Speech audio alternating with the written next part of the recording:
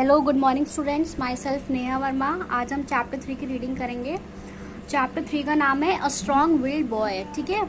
Last year I was in class 4। Rajat was the strongest boy in our class. तो last year क्या है कि मैं क्लास 4 में था और जो रजत था वो क्लास का सबसे स्ट्रॉन्गेस्ट बॉय था। Although he was the strongest in our class but he had a very weak will. हाँ, हालांकि वो स्ट्रॉन्गेस्ट तो था क्लास में, लेकिन उसकी जो विल पावर थी वो बहुत स्ट्रॉन्ग थी। Due to it he got failed in annual exam and stop going to school. और जिसकी वजह से वो एग्जाम में फेल भी हो गया था और उसने स्कूल जाना भी बंद कर दिया था। It is not enough to have a strong body. और स्ट्रॉन्ग बॉडी होना ही इनफ नहीं है, one should have a strong will. उसकी एक मतलब कि अगले की जो विल पावर है वो भी स्ट्रॉन्ग होनी चाहिए। I learned this from the sad experience of Rajat. मैंने ये चीज़ रजत के सैड एक्सपीरियंस से वो सीखी है। When Rajat grew up he could not achieve anything. जब रजत बड़ा होगा वो कुछ भी अचीव नहीं कर पाएगा। Wherever he went in search of job people asked him about his education. और जब भी वो कहीं पे जॉब के लिए जाएगा तो सबसे पहले लोग उससे उसकी एजुकेशन मतलब पढ़ाई लिखाई के बारे में पूछेंगे।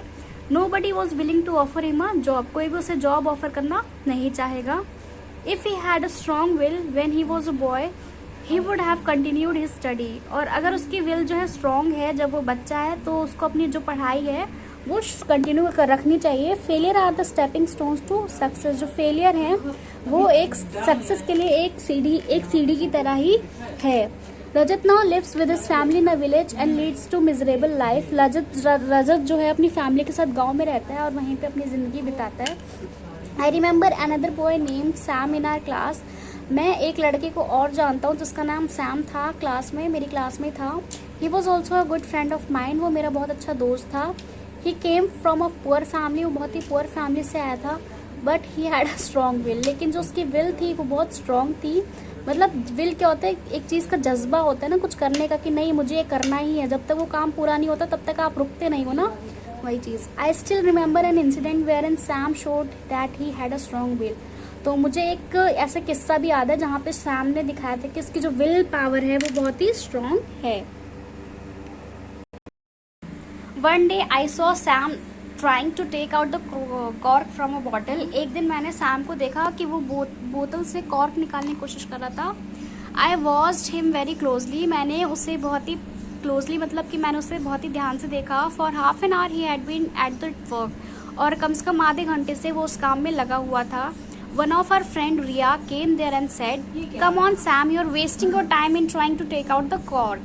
तो मेरी एक फ्रेंड थी रिया, वो गई उसके पास और उसने कहा कि सैम क्या यार तुम अपना क्यों टाइम बर्बाद कर रहे हो इस कॉर्क को बाहर निकालने में। Sam said nothing। सैम ने कुछ नहीं कहा। He continued at the work to work at his problem। और उसने ना वो काम शुरू कर दिया। His problem was how to take out the cork from inside the bottle। और उसकी प्रॉब्लम क्या थी कि वो बॉटल से कॉर्क जो है कैसे निकाले। तो डेविड केम अलोंग। देन जो डेविड था वो भी साथ में आया। David was a helpful friend. David जो है बहुत ही हेल्पफुल फ्रेंड था। He said that he would help Sam to take out the cork. उसने कहा कि वो सैम की हेल्प करेगा उस कॉर्क को बॉटल से बाहर निकालने के लिए। Sam said thank you David. Sam ने थैंक यू डेविड को थैंक यू कहा।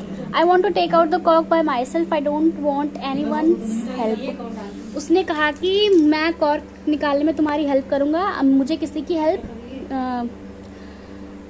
उसने कहा कि मैं कॉर्क को मैं खुद ही निकालूंगा, मुझे किसी की हेल्प नहीं चाहिए। In about 10 minutes Sam took out the cork by hooking it with the string. और 10 मिनट बाद जो सैम ने है वो कॉर्क निकाल लिया स्ट्रिंग्स की हुक की मदद से। ही स्ट्रगल नियरली एन आवर। उसने कम से कम 1 घंटा जो है स्ट्रगल किया बट ही अचीव सक्सेस। लेकिन उसे लास्ट में सक्सेस मिल गई। We all congratulated him. हम सब ने उसको कॉन्ग्रेचुलेट किया। This incident always remain in my mind. ये इंसिडेंट जो है मेरे माइंड में हमेशा रहता है। Some people give up while the work is half done.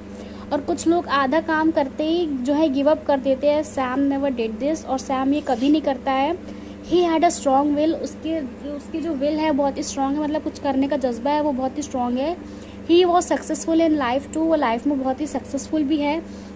Today he is working as an accountant in a very well known company. और आज जो है एक बहुत ही वेल नोन कंपनी में अकाउंटेंट की जॉब करता है। I am sure that none of my classmate was as strong willed as Sam. और वो कह रहा है कि मैं श्योर हूँ कि मेरी क्लास में मेरा कोई भी क्लासमेट इतना स्ट्रॉन्ग नहीं था, इतनी स्ट्रॉन्ग विल नहीं थी उसकी जितनी कि सैम की है। ओके, तो इसमें आपको क्या करना है, इसमें आपको जो ये है क्या, जो मैंने हार्ड वर्ड्स टिक किए हैं इनको अंडरलाइन, मैंने हार्ड वर्ड्स जो टिक किए हैं इनको अंडरलाइन करना है आपको अपनी बुक में और नोटबुक में भी नोट करना है, ठीक है। तो हिंदी में आज हम पेज 16 के जो क्वेश्चन किसने किससे कहा है वो करेंगे। तो पहला है, भूल कर भी यह गलती ना करना, अगर राजा को पता चल गया तो वह तुम्हें कड़ी सजा देंगे। तो ये किसने और किससे कहा था? तो ये जो वाक्य है ये नौकर ने अपने दोस्त से कहा था।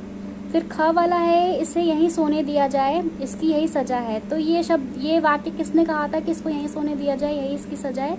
ये चीज़ प्रधानमंत्री ने किससे कही थी? राजा से कही थी। महाराज मुझे माफ़ करें, मुझसे गलती हो गई। फिर ये वाक्य किसने किससे कहा? ये वाक्य नौकर ने राजा से कहा। तो आपको क्या करना है, आपको जो ये किसने किससे कहा है आपको बुक में एज वेल एज नोटबुक में नोट करना है और लर्न भी करना है। अगर आपने इसके क्वेश्चन आंसर्स भी नहीं किए हैं तो आपको इसके क्वेश्चन आंसर्स भी करने हैं और ये लर्न एंड राइट करते रहना है आपको। मैं आपका टेस्ट, मैंने आपको अभी तक जितना भी पढ़ाया ना, मैं उसका टेस्ट शायद सैटरडे को ले सकती हूँ। तो आप सब लोग ये लर्न एंड राइट करते जाइए साथ के साथ ही, ठीक है। तो हम अपना नेक्स्ट सब्जेक्ट देखते हैं। मैथ्स में हम करेंगे एक्सरसाइज 3A। तो इसमें पहला क्वेश्चन है हमारा बुक में एक्सरसाइज 3 का 4th क्वेश्चन है, right the following in words. तो यहाँ पे कुछ नंबर्स दिए गए हैं, उन्हें हमें वर्ड्स में कन्वर्ट करना है, लिखना है। तो पहला है 22,000, तो इसको हमें वर्ड्स में लिखना है। तो हम इसको कैसे लिखेंगे? 22,000। ये तो बहुत ईजी था। ऐसे ही आपको ये बाकी के जो क्वेश्चंस हैं ABCDEFGHI टिल J आपको ये करना है। तो मैंने ये जो यहाँ पे है ना हिंदी से रिलेटेड एक नीचे एग्जाम्पल और दे दिया है जो कि है 68,49,868। तो उसको हम देखो कैसे रीड कैसे करते हैं इस चीज़ को। तो आप ये देखो यहाँ पे जो ये वाला 8 है, ये कौन सी प्लेस पे है? 1 प्लेस पे है। 6 कौन से प्लेस पे है? 10 प्लेस पे। 8 कौन सी प्लेस पे? 100 प्लेस पे।